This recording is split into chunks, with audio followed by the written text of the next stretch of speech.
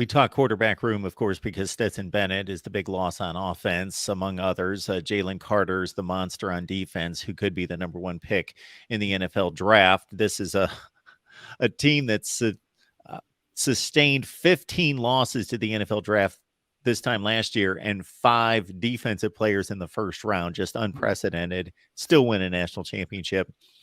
But obviously, there are guys that leave voids, not just for talent reasons, but leadership and otherwise. Mm-hmm. So out of those early entries to the NFL draft, or maybe even the entire NFL draft class, which ones do you think really hurt? Jalen Carter, I think, stands out just, again, when he was healthy, he was basically unblockable. He was just made such an impact for Georgia, not just the defensive front, but the defense as a whole. But, Georgia also will have to replace Nolan Smith. Before he got hurt, was having an All-American, type year. And then in the secondary, they lose Christopher Smith.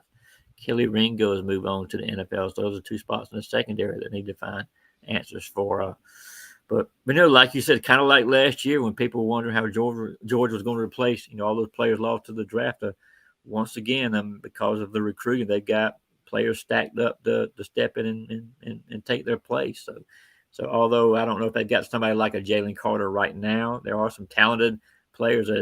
Defensive tackle Bear Alexander really showed out in the national championship game. Had a couple of sacks in that one, and is a similar type of a player. Saint plays a similar type of motor that Jalen does, and I mentioned the freshman they've got is an early enrollee right now, Hall, coming in that he's going to make an impact too. So Georgia's not going to be lacking for talent now. Nobody's going to be feeling sorry for the Bulldogs or what they've got lined up for next year, I don't think.